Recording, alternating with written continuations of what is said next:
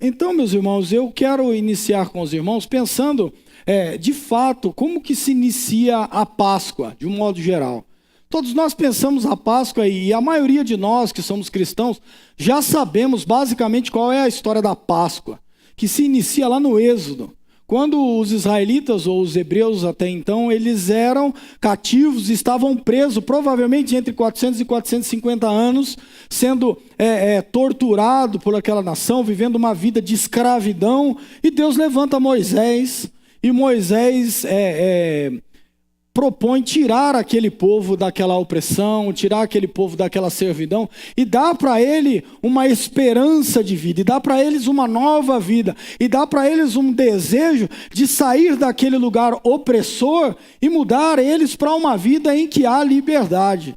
Então Deus usa Moisés, e Moisés na última das pragas, Moisés fala com eles assim: olha, vocês vão imolar um cordeiro, vão pintar os umbrais da porta com o sangue do cordeiro, e vocês vão comer pães ázimos e ervas amargas. O pães ázimos era um pão sem fermento, para que não precisasse esperar o pão fermentar. Você faz o pão, já põe para assar e come e sai correndo, porque eles tinham pressa para sair daquele lugar. Então ali, claro que é um êxodo, por nome saída, mas a ideia é que ali se começa a origem da Páscoa. Então, o povo nômade que tinha diversos animais e usava aqueles animais e oferecia em sacrifício, não somente os alimentos, mas depois, posteriormente, com a construção do tabernáculo, eles começam a criar ou desenvolver teologicamente a Páscoa como esse perdão dos pecados, para você poder obter um relacionamento mais saudável com Cristo, em que é aplacado a ira, entre outras coisas. Mas a Páscoa, de uma forma geral, ela está também ligada com esses alimentos.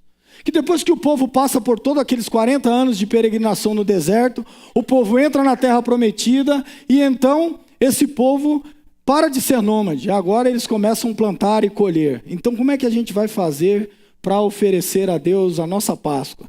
Então a Páscoa volta a se tornar algo mais doméstico, algo mais familiar. As pessoas estão em casa reunidas com os parentes, com as tribos, e eles relembram a mão de Deus que tirou eles da opressão, e alimentam a fé de que Deus continuaria cuidando de cada um deles. Então essa ideia de um animal imolado com coisas oferecidas a Deus, elas são unificadas na construção do primeiro templo, e todos eles se reúnem, agora mais centralizado, agora mais dirigido, para um único lugar, em que todo mundo vai se reunir e lembrar da saída do Egito, da Páscoa dos judeus. Mas há um problema no meio do caminho aí, provavelmente em 587, o povo é levado cativo de novo. E esse povo agora perde o templo, perde o lugar da adoração, e eles agora precisam continuar comemorando a Páscoa. A Páscoa volta a ser aquele pães asmo, o cordeirinho dividido, quando tinha em muitos da família, ou muitas pessoas, porque agora a condição é restrita, e eles estão lembrando de novo, prestem bem atenção nisso, de novo, alimentando a sua fé diante das adversidades da vida, diante do cativeiro, naquela primeira esperança, dizendo assim: se o Senhor tirou os nossos pais da opressão dos egípcios, o Senhor pode tirar-nos das opressões dos babilônicos, dos medo-persas, dos gregos, que são os reinos que vão continuar oprimindo eles. E aí Deus, com a sua mão misericordiosa, traz o povo de volta para a terra. O povo faz um novo templo de novo, cria novamente esse segundo templo. E aí eles unificam novamente a Páscoa no templo, sacrifícios, entre outra coisa. E basicamente aqui nós chegamos nos tempos de Jesus. Jesus está também, todas as vezes que ele vai comemorar a Páscoa, eles estão lembrando agora dois êxodos. Um êxodo do Egito e um êxodo babilônico, por assim dizer. Que Jesus foi lá com a sua mão forte e trouxe o povo de volta, e cumpriu a sua promessa de que traria o povo e faria com que aquele povo adorasse a Deus na terra prometida. Agora Jesus se reúne com os seus discípulos na última ceia, e é interessantíssimo você pegar todo o relato de João, desde o verso do capítulo 13, se você puder ler na sua casa depois. Jesus se assenta com os seus discípulos, e a primeira coisa que Jesus faz é lavar os pés dos discípulos. Aquela atitude contraditória, que às vezes nós como discípulos não deixaria Jesus lavar os nossos pés, como Pedro fez, mas Jesus se assenta, mostra que não veio para ser servido, Jesus mostra que veio para servir. E Jesus mostra assim que a Páscoa é de verdade, ou a sua ida para a morte é de verdade um serviço prestado à humanidade, para que a gente não mais viva como nós vivíamos, para que nós venhamos saltar da morte para a vida. E Jesus se assenta e começa a conversar com os discípulos, dizendo que eles deveriam passar por grandes tribulações, que convinha que ele fosse levado, que ele fosse entregue, crucificado. E os discípulos não entendem, os discípulos ficam ali sem saber o que está acontecendo, como deveria acontecer. E aí o traidor, que é Judas, vai e entrega Jesus, eles vêm e levam Jesus. Jesus é levado, preso. Jesus é questionado por um sacerdote que não estava no cargo, que era o Caifás. O seu genro estava no cargo, mas ele maquina toda ele orquestra toda aquela situação para dar um jeito de condenar Jesus. Condena Jesus, e ao condenar Jesus, Jesus toma aquilo que nós já sabemos: várias chicotadas, várias pauladas, vários insultos, carrega a cruz, é pregado na cruz. Depois dessa trágica morte, de tanto sofrimento, Jesus morre. E ele é levado ao sepulcro por José de Arimateia, que tinha um sepulcro, porque Jesus também não tinha sepulcro para ser enterrado. José de Arimateia, que era um daqueles, como Nicodemos, um dos grandes dos judeus de posse, sai escondido, arma todo o enterro, leva Jesus lá para o sepulcro, e Jesus fica lá. E aí no terceiro dia a gente chega no texto em que o William leu, que eu vou usar o capítulo 20 do Evangelho de João, e eu quero que você acompanhe comigo. No primeiro dia da semana de manhã, bem cedo, enquanto ainda estava escuro, Maria Madalena foi ao sepulcro e encontrou a pedra rolada para um lado da entrada. Ela correu e achou Simão Pedro e os outros discípulos, aquele a quem Jesus amava, dizendo: tiraram o Senhor do sepulcro e não sabemos onde o puseram. Pedro e o outro discípulo correram ao sepulcro para ver, e os dois corriam, mas o outro discípulo foi mais rápido e passou à frente de Pedro, chegou primeiro ao sepulcro. Ele abaixou-se, olhou para dentro e viu as faixas de linho ali, mas não entrou. Então Simão Pedro, que tinha ido atrás dele, entrou no sepulcro. Ele também viu as faixas de linho ali, e o pedaço de pano que cobria a cabeça de Jesus estava enrolado e posto do lado. Foi quando o outro discípulo que chegara primeiro ao sepulcro também entrou e viu e creu. Porque ainda então eles não haviam percebido que as Escrituras diziam que era necessário que Jesus ressuscitasse dos mortos. Os discípulos voltaram para casa, e Maria, que tinha voltado ao sepulcro, estava do lado de fora, chorando. Enquanto chorava, ela se abaixou, olhou para dentro do sepulcro e viu dois anjos vestidos de branco, sentados na cabeça e nos pés do lugar em que o corpo de Jesus tinha estado. Mulher, por que você está chorando? Perguntaram os anjos. Porque levaram meu Senhor embora, respondeu ela, e eu não sei aonde colocaram. Depois de dizer isto, ela virou e viu Jesus ali em pé, porque não o reconheceu. Depois a gente segue com o texto. Perceba o problema aqui, que não é um problema que a gente identifica com uma leitura rápida do texto. A gente percebe que o problema da Maria Madalena não é se Jesus ressuscitou ou não ressuscitou. O problema da Maria Madalena é o que fizeram com o corpo de Jesus. O sepulcro está vazio, roubaram o corpo de Jesus. É o que ela afirma no texto. Porque ela está desesperada, não porque está imaginando que Jesus poderia ter ressuscitado, não porque está imaginando que alguma coisa extraordinária aconteceu com Jesus, ela só queria saber onde estava o corpo de Jesus. O desespero e o medo de acharem que Jesus tinha sido roubado, porque os discípulos estão aqui diante de uma situação trágica da vida deles. Nós abandonamos tudo, seguimos a Jesus há 3 anos e alguma coisa, e agora Jesus morreu. Jesus foi entregue, crucificado, e nós estamos agora sem direção para a vida, sem rumo. E as promessas de Deus, agora a gente vai para o sepulcro. Chega no sepulcro, ele está vazio. Como é que estaria a nossa mente, a nossa cabeça diante disso? Você deposita em alguém o seu sentido de vida, aquele que vai direcionar você para alguma coisa. Aquele que vem pregando as boas novas do reino e de repente ele morre. E você não entendeu que ele ressuscitaria. Nem eu, nem os discípulos. E como eles estavam? Apavorados. Por isso que quando ele é crucificado, todo mundo, Pedro nega, os outros se dispersam. Todo mundo não sabe o que fazer. Eles estão, alguns lá na casa reunidos, mas em uma das aparições depois eles voltam para a profissão deles. A pergunta de fato é, qual que é o problema com o corpo de Jesus? Provavelmente ele estava indo ali talvez ungir o corpo de Jesus, tratar o corpo de Jesus, ou coisa desse tipo. Mas não era uma preocupação da ressurreição. Então, inicialmente, o sepulcro vazio não quer dizer nada. Ele não ganha um sentido de que nós chegamos aqui e não vimos o corpo de Jesus e já saímos fazendo festa, dizendo ressuscitou, aleluia. Não. Estamos apavorados, olhando para o sepulcro e não entendendo o que é que está acontecendo. E de repente, naquela agonia e naquela angústia, aparecem os anjos e conversa com a Maria e diz para ela, olha, o que você está procurando? O que está acontecendo? E ela insiste de novo, olha, Jesus sumiu. O corpo dele não está mais aqui. Para onde levaram o corpo de Jesus? Está conversando com um anjo. E perceba que essas manifestações angelicais não são manifestações extraordinárias, né? Não são seres com 4, 6 asas, não. São provavelmente pessoas. É uma manifestação teofânica, né? E ela não identifica algo extraordinário acontecendo aqui. Ela está conversando com eles normal. E de repente ela continua. Cadê o corpo de Jesus? Está chorando. E de repente ela percebe que Jesus fala com ela.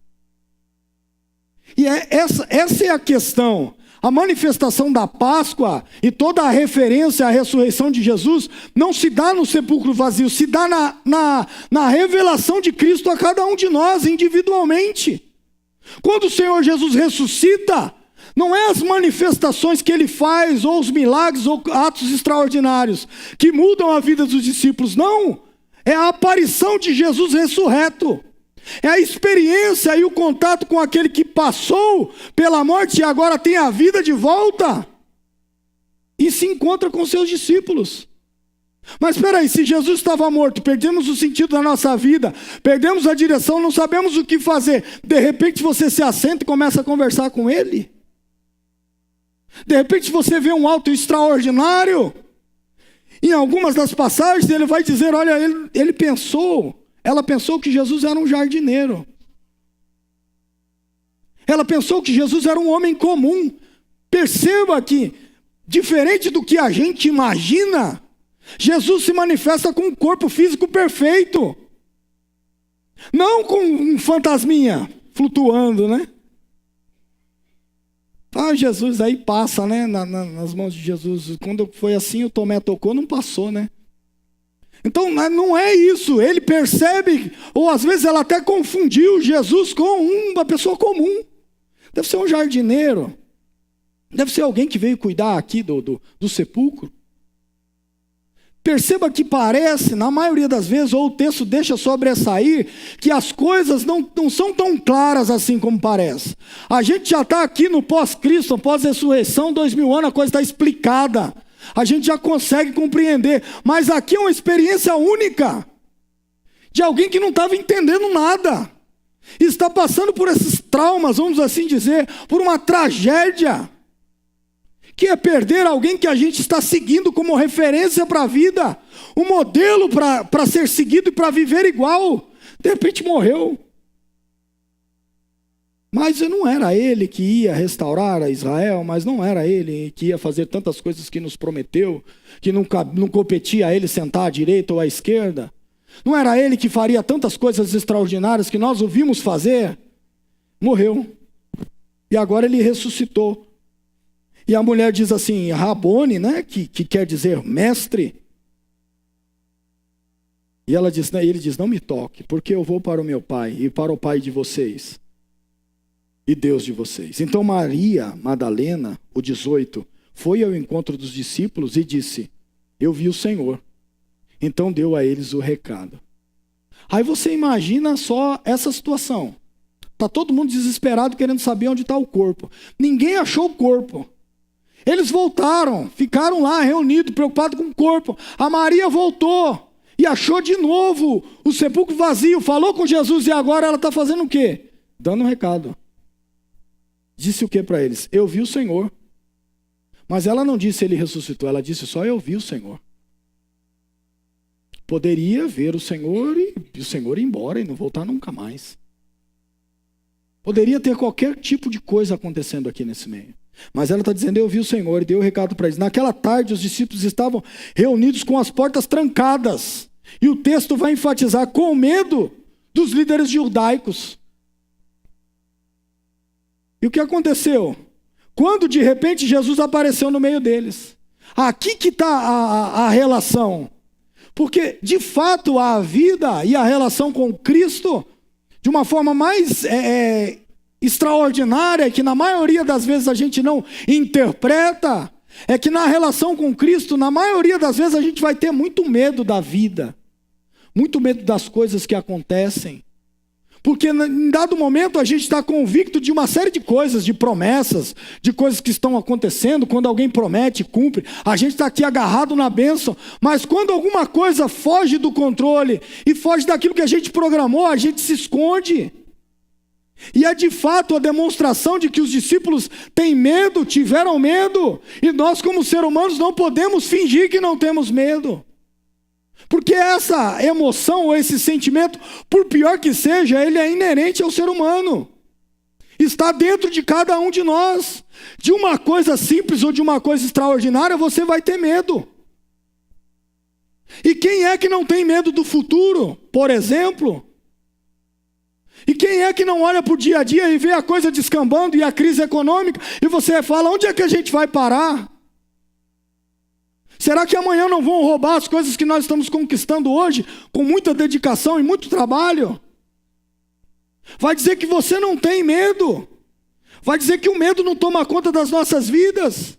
Vai dizer que a gente não tem medo de estar na igreja. E aí amanhã alguém disser assim, cadê o Cristo que você estava esperando? Vai dizer que você não tem medo de tantas coisas. Como eles estão aqui morrendo de medo, trancado. Dentro da casa não tem ninguém aqui, lá como Atos relata, não tem ninguém orando aqui, esperando Jesus, não. Está trancado com muito medo. Porque se mataram Jesus, o que vão fazer com a gente? Então não é tão simples, parece que de fato algo acontece com eles que a gente não percebe, que passa batido na nossa leitura. Mas eles estão dentro dessa ocasião e parece que Jesus chega de repente. E ele diz uma coisa que a gente também não leva em consideração: Pai seja convosco. Pai seja convosco. O que mais eles precisavam? Se não outra palavra, olha, calma, já resolvi o problema lá com os líderes judaicos, a gente mandou um exército de anjos aqui, está cercada a casa, ninguém vai invadir, ninguém vai entrar, estamos tudo protegidos. Jesus vem e diz, Pai seja convosco. Era para dizer outra coisa, era para falar de outra forma. Mas a palavra de Jesus naquela ocasião, era tudo que eles precisavam. Porque não foi uma fala sem efeito, não foi o Pai seja convosco, como a gente encontra na rua e diz paz, paz. Era aquela paz que na fala de Jesus a paz invadiu o ambiente. E aquele medo que eles tinham dos líderes judaicos com certeza se dissipou. E a manifestação extraordinária do Cristo ressurreto fez algo extraordinário, que foi injetar no espírito, na alma, no ser daqueles homens a paz que tira o medo, que tira qualquer tipo de ansiedade, que tira qualquer tipo de preocupação, que tira o que quer que seja que eles estavam vivendo ou sentindo. A paz seja com vocês. Em seguida mostrou a eles suas mãos e o seu lado. Aí agora percebam o medo, a paz, e a Bíblia vai dizer aqui, que alegria maravilhosa sentiram quando viram o seu Senhor. Percebam, meus irmãos, que é alegria maravilhosa, meus irmãos. que eles tiveram uma experiência com Deus, que a sua alma, o seu ser, se encheu de uma alegria maravilhosa. Aí a gente vai dizer, como é que se descreve esse sentimento de alegria maravilhosa? Não descreve, se experimenta. Não descreve, se vive. Não diz, olha, a alegria maravilhosa é assim, ó. Primeiro você sente um arrepio na espinha, depois o espelhinho do braço levanta. Não é nada disso. Só sabe quem passa por ela. Só sabe quem tem uma relação com Cristo no momento caótico da vida, e Deus se apresenta para nós, talvez invisível, na pessoa do Espírito Santo, ou usando alguém para nos dar um abraço, não sei o que é, mas você sente uma alegria extraordinária, que você percebe que não é uma alegria causada pelo aquilo que você pode proporcionar para você mesmo, que a situação causa para você mesmo, mas é algo extraordinário. E eu preciso perguntar para os irmãos, e eu de fato preciso perguntar para mim também, como é que anda a nossa alegria? Não é? Eu não consigo olhar para esse texto e não me confrontar pessoalmente. Como é que a gente está? A gente está andando muito mais triste do que alegre. Aí você vai dizer, porque eu tenho muito mais motivos para estar triste do que motivos para estar alegre. E aí eu vou dizer para você, mas a alegria, ela é extraordinária. Ela é algo sobrenatural. Inclusive, é um dos aspectos do fruto do Espírito. Então, por que é que a gente não se alegra mais, meus irmãos? Eu, de fato, às vezes, eu tenho dificuldade comigo mesmo. Porque às vezes a gente vê louvores tão bonitos, os irmãos vêm aqui, cantam. E parece que a gente está triste, os irmãos cantando, se alegrando, se expressando, tocando legal, e a gente está aqui, ó. Não posso pagar, não posso. Meus irmãos, a gente precisa, né? A gente precisa se alegrar, a gente precisa olhar para um culto de Páscoa e entender que Deus fez algo extraordinário por nós, e há motivo de se alegrar. A vida, as diversidades, elas vão estar sempre aí, mas a graça de Jesus também vai estar aí sempre, para nos pôr de pé, para nos alegrar, para nos animar para a vida, para restaurar a nossa alegria, para fazer com que a gente seja cristãos melhores, gente que as pessoas tenham o prazer de estar com a gente. Sabe aquela pessoa que entrou no ambiente e mudou, mas não mudou para ruim, mudou para bom. Chegou uma pessoa alegre, que restaura o lugar, que traz paz, que traz alegria. Não é o palhaço. Não é o palhaço. Não é estar alegre, é ser alegre na pessoa bendita do Espírito Santo. E dizer, Senhor, olha, de fato eu não consigo ter alegria, eu não consigo sorrir, não tem graça, a vida perdeu sentido. Então peça para que Deus venha se manifestar para você, e que você sinta em nome de Jesus uma alegria maravilhosa, porque Deus não deu isso daqui isoladamente para eles lá. Essa é uma experiência nossa, do cristianismo, dos cristãos, mas daqueles que querem, e daqueles que acreditam que Deus pode fazer algo extraordinário para as nossas vidas. E o texto segue, ele vai dizer, ele falou-lhes novamente, Pai seja com vocês, assim como o Pai me enviou, eu vos envio. Depois Jesus assoprou neles o Espírito, assoprou neles e disse, recebam o Espírito Santo. E se vocês perdoarem os pecados de alguém, eles estarão perdoados. Se vocês se recusarem a perdoar, eles ficarão sem perdão. Um dos 12, Tomé, chamado Dídimo, ou Gêmeo, naquela ocasião não estava com os discípulos quando Jesus apareceu. Quando eles contaram a ele, nós vimos o Senhor. Ele respondeu, eu não acreditarei. Não acreditarei nisso. Se não vir as marcas dos cravos nas mãos e não puser os dedos nas marcas no seu lado, ele não vai acreditar de jeito nenhum. 8 dias depois, percebam que esses intervalos, a gente não sabe o que aconteceu, né? 8 dias depois, os discípulos estavam juntos novamente. E dessa vez Tomé estava com eles. As portas estavam trancadas de novo. Percebam? o medo voltou de novo. A proteção diante das portas, as coisas aconteceram. É basicamente o ser humano. É basicamente o ser humano que tem um relacionamento com Cristo, hoje está forte, passou 8 dias, está trancado de novo dentro do quarto. Está escondido de novo, está com medo de novo, mas o Senhor Jesus não veio questionando isso. O Senhor Jesus simplesmente apareceu. As portas estavam trancadas, porém de repente, como da outra vez, Jesus veio, ficou em pé entre eles e disse: Pai seja com vocês. Então Jesus disse a Tomé: põe o seu dedo aqui, nas minhas mãos, estenda a sua mão aqui no meu lado, e pare de duvidar e creia. Aí o Tomé: meu Senhor e meu Deus, disse Tomé. Então Jesus disse: você creu porque me viu. Felizes aqueles que não viram e mesmo assim creram. Perceba, não dá para condenar o Tomé. É muito fácil condenar o Tomé. E dizer assim: não, mas você é um Tomé, você só acredita. É fácil condenar o Tomé.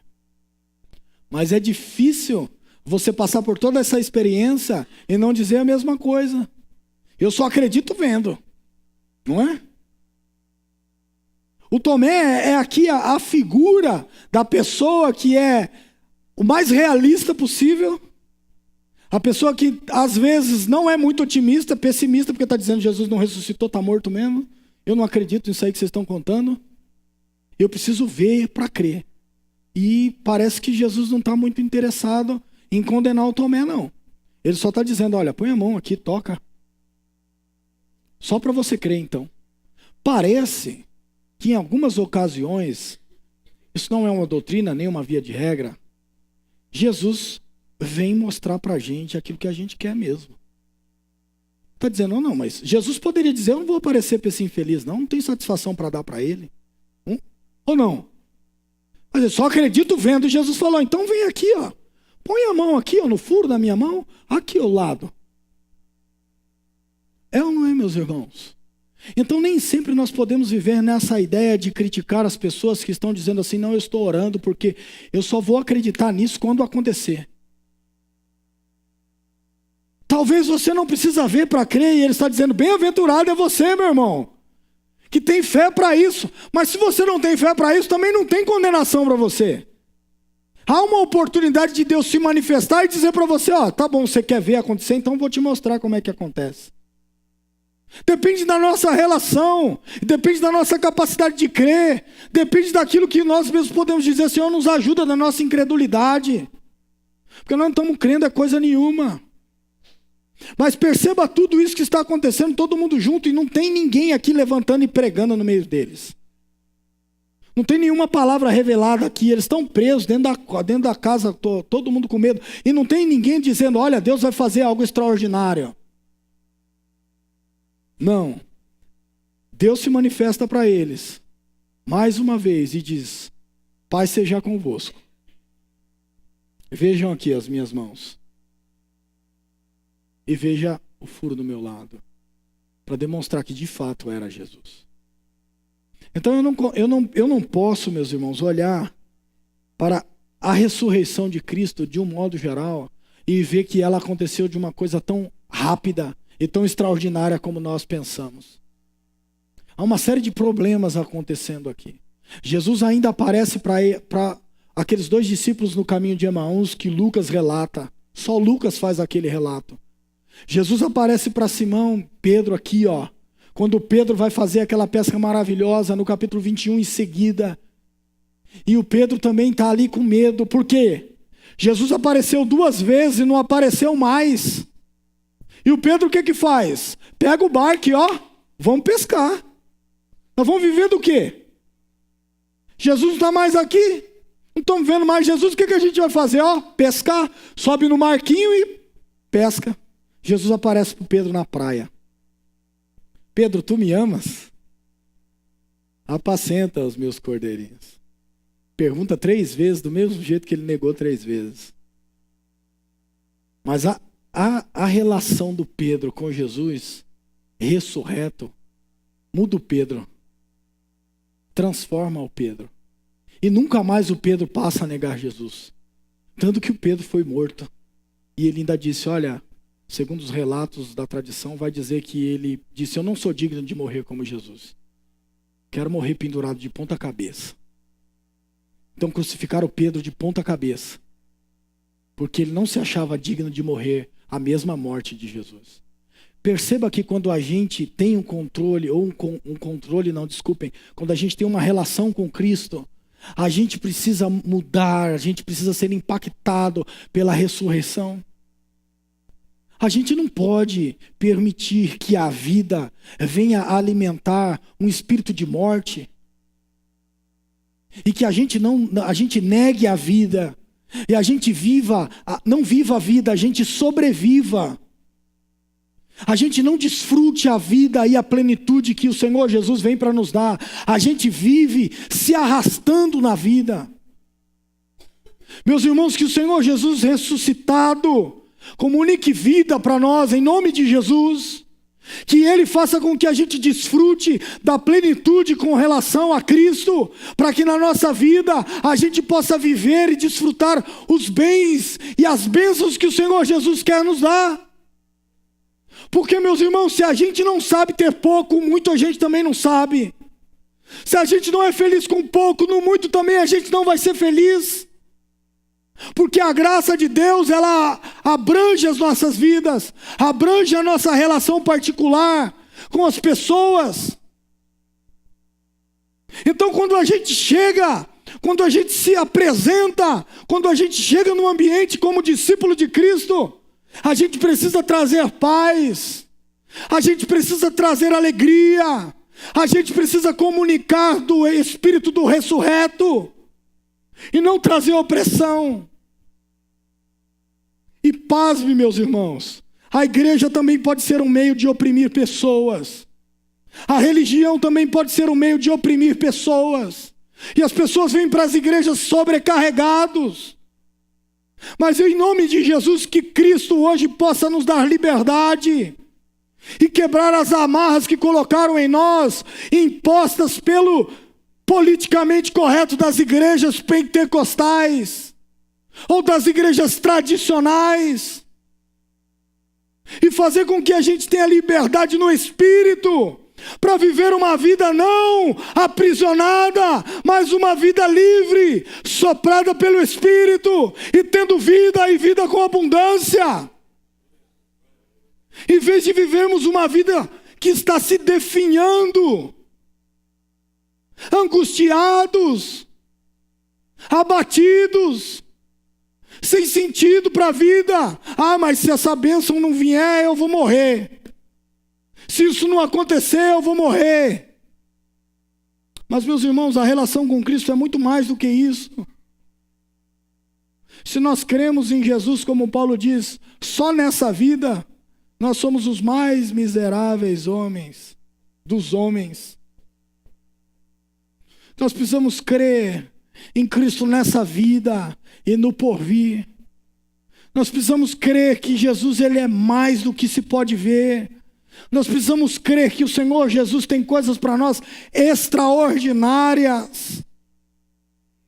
Ontem nós tivemos aqui um evento dos jovens lindo, que o nosso irmão Anderson participou, a minha mulher participou, que falava sobre recomeço. E é de verdade isso que a gente às vezes precisa fazer, e que eles falaram muito bem, com as experiências que eles passaram, do recomeço. E o que é de fato o recomeço? É você não permitir que a morte te abrace. Não permitir que a morte, como diz o salmista, ainda que eu ande no vale da sombra da morte, ela está tão pertinho que faz sombra. Não temeria mal algum, porque o Senhor está comigo. Então eu não permito, porque a vida está soprando em mim por meio do Espírito Santo. Porque o Cristo ressurreto quer fazer a minha vida ressurgir do mal e me pôr de pé na sua presença. O grande problema é que a gente se perde na vida. O grande problema é que as angústias, as tristezas, os traumas, os problemas, os nossos sonhos que foram frustrados no meio do caminho, vai gerando na gente essa aproximação da morte. E a gente vai entregando a nossa vida para a angústia, para aquilo que ficou lá no passado. A gente fica lá preso, e hora ou outra ele volta para nos assombrar.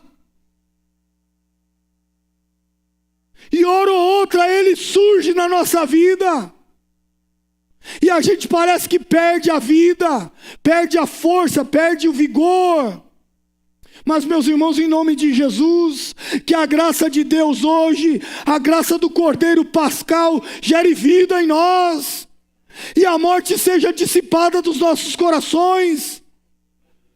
E a gente deixa o que passou, passou, e recomece a vida.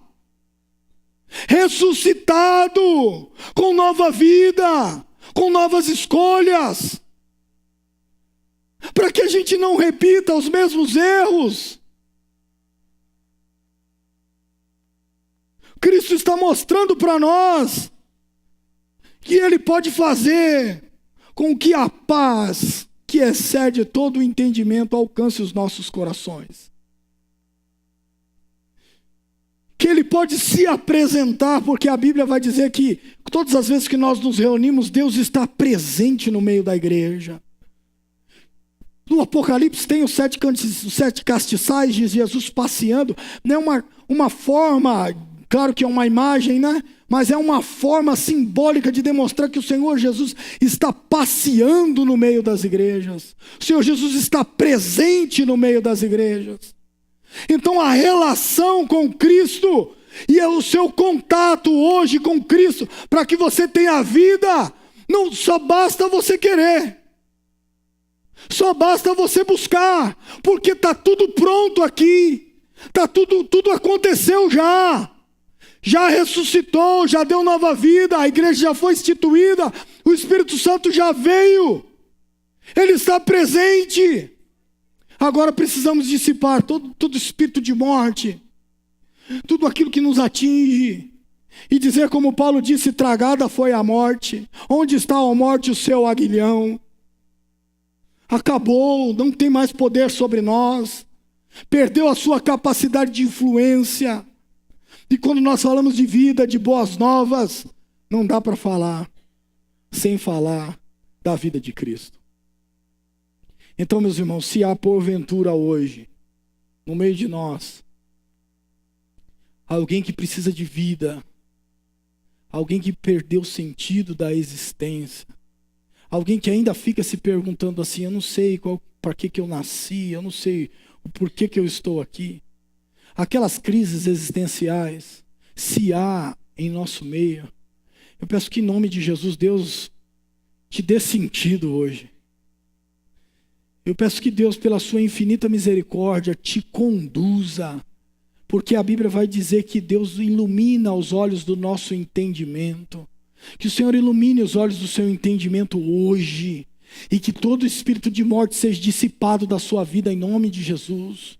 Toda influência maléfica que quer te destituir da vida e quer tragar a sua filha, a sua vida, a sua família, seja dissipada em nome de Jesus. E que a vida de Deus possa ser abundante em cada um de nós. E que o Cristo ressurreto faça sentido nas nossas vidas. Faça todo sentido. Não é morreu para perdoar os pecados, não. Morreu para dar vida. Vida espiritual e vida física. E sentido para a existência. Para que as pessoas olhem para nós e vejam em cada um de nós pequenos Cristo. E você comunique vida, e você chegue nos lugares, comunique paz, você comunique alegria no Espírito, e as pessoas olhem, mas quando ele chegou, você percebeu que o ambiente é outro? Você percebeu que o lugar é outro? Não é como eles só outros falam, não. Nossa, chegou um negócio carregado, eu já ouvi essa expressão. É um negócio pesado. Não, de forma alguma, quando nós chegarmos, que chegue Cristo conosco. Que você seja a extensão da mão de Deus. Que você seja esse que diz, olha, se tocar em nós, você recebe vida. E você tem contato com Cristo ressurreto. Aonde nós chegarmos, Deus se manifeste em nome de Jesus, meus irmãos. Para que a gente possa dizer, olha, nós somos os cristãos e nós temos uma fé pascal, em que o Senhor ressuscitou e vivo está. Não só está vivo lá, mas está vivo aqui em nós. E a vida dele jorra de nós para a vida eterna. Em nome de Jesus, meus irmãos.